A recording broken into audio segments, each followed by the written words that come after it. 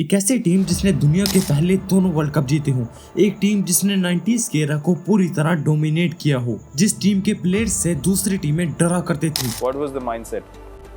I believe that I'm the man. मैं बात कर रहा हूँ वर्ल्ड क्रिकेट की सबसे खतरनाक और इंटरटेनिंग टीम वेस्ट इंडीज की। एक वक्त था जब वेस्ट इंडीज दुनिया की बेस्ट टीमों में से एक थी। इनके सामने दुनिया की बड़ी बड़ी टीमें स्ट्रगल किया करती थी, मगर एक वक्त पर यह टीम जितनी स्ट्रांग हुआ करती थी, आज उतना ही स्ट्रगल कर रही है। आज इस टीम के प्राइम प्लेयर्स कंट्री के ऊपर लीग्स को प्रेफर करते हुए रिटायरमेंट ले चुके हैं। जो वेस्ट इंडीज एक वक्त पर आईसीसी इवेंट्स को डोमिनेट किया करती थी,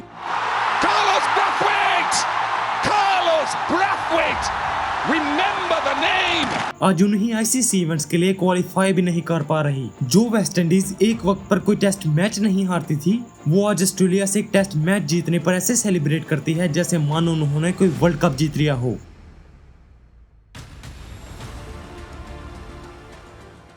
वेस्ट इंडीज में भी क्रिकेट बाकी क्रिकेटिंग नेशंस की तरह ब्रिटिश रूल से आई थी, मगर फिर 1958 में ब्रिटिश रूल खत्म होने के बाद वेस्ट इंडीज को इंटरनेशनल क्रिकेट खेलने का मौका मिलता है और वेस्ट इंडीज 1958 में ही लॉर्ड्स के ग्राउंड में अपना पहला इंटरनेशनल मैच जीतती है। अपने क्रिकेट के शुरुआती सालों में वेस्ट इंडीज को कुछ मुश्किलात तो आई, मगर अगले कुछ सालों में ये टीम इतनी स्ट्रॉन्ग बन गई कि वेस्ट इंडीज 1974 से लेकर 1989 तक एक भी टेस्ट मैच नहीं हारी थी और इसी दरमियान इन्होंने 2 वर्ल्ड कप भी जीते थे। जस्ट इमेजिन, वर्ल्ड के पहले दोनों वर्ल्ड कप जीतना, वो भी बिना कोई मैच हारे। उस वक्त वेस्ट इंडीज पूरी क्रिकेटिंग वर्ल्ड को अकेले डोमिनेट कर रही थी, मगर फिर इमेजिन करो कि जो टीम एक वक्त पर कोई मैच नहीं हारती थी, उसका इतना बुरा डाउनफॉल स्टार्ट हो जाए कि वो एक मैच जीतने के लिए तरस जाए। वो टीम क्रिकेट में बुरी तरह स्ट्रगल करना शुरू कर दे और इस डाउनफॉल की सबसे बड़ी रीजन हो उन प्लेयर्स की रिटायरमेंट जिन्होंने उस टीम को महान बनाया था, क्योंकि यही होने वाला था उस वक्त की वेस्ट इंडीज के साथ। अर्ली 90s में वेस्ट इंडीज के बड़े प्लेयर्स के रिटायरमेंट का वक्त आ चुका था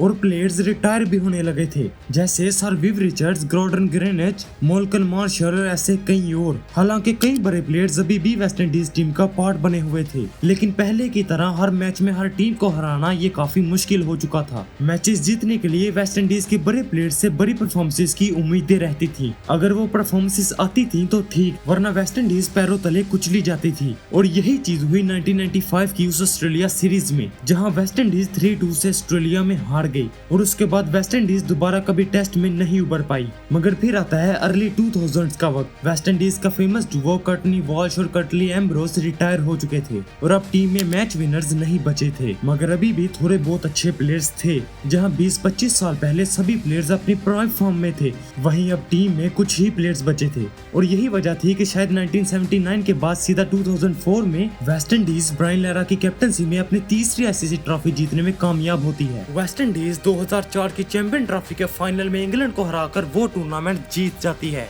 इस टूर्नामेंट के बाद एक उम्मीद जागती है कि ये टीम वर्ल्ड में पहले की तरह डोमिनेट करेगी, मगर तभी डाउनफॉल का दूसरा विलन स्टोरी में एंट्री करता है, the West Indies cricket board. Just imagine के एक बोर्ड खुद के प्लेयर्स से ही लड़ना शुरू कर दे, तो इससे भयानक उन प्लेयर्स और उस नेशन के लिए क्या ही होगा। अगले साल यानी 2005 में वेस्ट इंडीज क्रिकेट एसोसिएशन और क्रिकेट बोर्ड के दरमियान प्रमोशनल राइट्स को लेकर बहस छिड़ जाती है, जो कि काफी टाइम बाद जाकर रिजॉल्व होती है, जिसकी वजह से ब्रायन लारा को साउथ अफ्रीका टूर से हटा दिया जाता है और सिर्फ लारा को नहीं बल्कि कई प्लेयर्स को टीम से निकाल दिया जाता है। लेकिन इन प्लेयर्स की प्रेजेंस न होने की वजह से टीम की हालत काफी खराब हो जाती है। उस वक्त शिवनर चंद्रपाल टीम को लीड करते हैं, लेकिन फिर अक्टूबर 2005 को ये इशू रिजॉल्व हो जाता है और आने वाले ऑस्ट्रेलिया टूर के लिए फुल्ली स्ट्रेंथ टीम तैयार हो जाती है। लेकिन डिस्प्यूट्स का सिलसिला यहाँ खत्म नहीं होता। 2009 में बोर्ड से कम पैसे मिलने की वजह से और कॉन्ट्रैक्ट इश्यूज के चलते वेस्ट इंडीज के बड़े प्लेयर्स ने बांग्लादेश टूर और चैंपियन ट्रॉफी में खेलने से मना कर दिया, जिसकी वजह से वेस्ट इंडीज बोर्ड को काफी बड़ा नुकसान होता है। लेकिन ये मन मटाओ यहाँ भी नहीं रुकता, क्योंकि 2015 में ये चीज एक मर्तबा फिर होती है।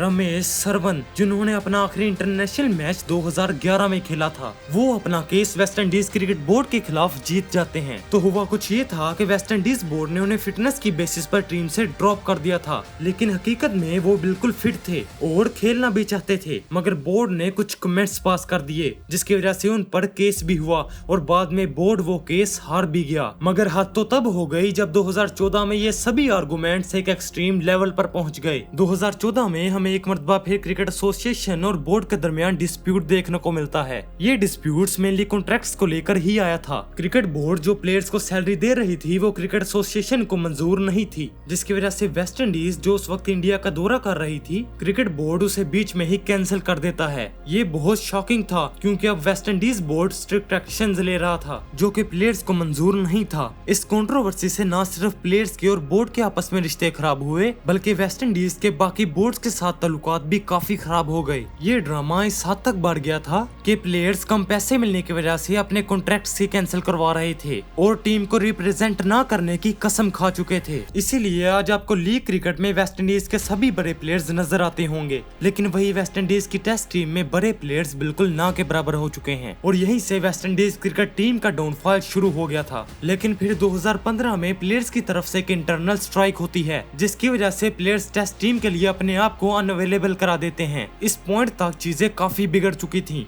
और वापसी का रास्ता ऑलमोस्ट इम्पॉसिबल हो चुका था। प्लेयर्स से लेकर सिलेक्टर्स तक बात काफी बढ़ चुकी थी। फिर उसके बाद से प्लेयर्स ने फ्रेंचाइज क्रिकेट खेलना शुरू कर दी और मानो कि वो अपनी नेशनल टीम को एक तरीके से भूल ही चुके थे। वेस्ट इंडीज टीम जिसमें एक से बढ़कर एक लेजेंड्स थे, वही टीम 2017 की चैंपियन ट्रॉफी, 2022 का वर्ल्ड कप और 2023 का ओडीआई वर्ल्ड कप तक क्वालिफाई नहीं कर पाई। अभी तक सारी लेगेसी जो बड़े प्लेयर्स ने तैयार की थी वो पूरी तरह से खत्म हो चुकी थी। प्लेयर्स फ्रेंचाइज क्रिकेट के लिए T20 फॉर्मेट पर ज्यादा फोकस करने लगे थे, जिसकी वजह से वो टीम 2012 और 2016 का T20 वर्ल्ड कप जीतने में भी कामयाब रही थी। वेस्ट इंडीज प्लेयर्स का नेचुरल टैलेंट और उनका खेलने का स्टाइल T20 क्रिकेट को काफी सूट करता है। वो जिस स्पीड से रन्स बनाते हैं और जिस तरीके की इनिंग्स खेलते हैं, उनसे उनकी T20 क्रिकेट में वैल्यू और भी बढ़ जाती है। और एक बात जिस पर सब एग्री करेंगे कि वेस्ट इंडीज का हर एक प्लेयर ऑलराउंडर जैसा है। वो एक टाइम पर बैटिंग और बॉलिंग दोनों चीजें कर सकता है, जिसकी वजह से उनकी वैल्यू और बढ़ जाती है। इसी वजह से वेस्ट इंडीज प्लेयर्स हर लीग की फर्स्ट पिक होते हैं।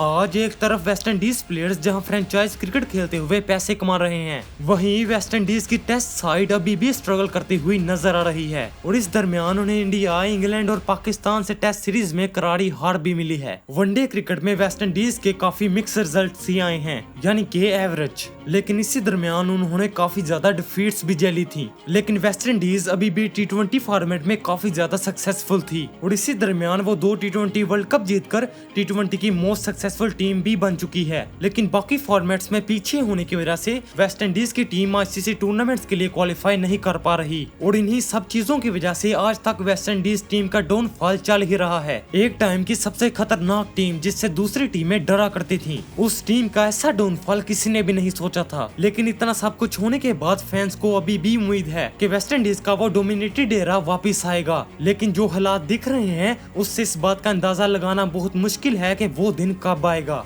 Thanks for watching.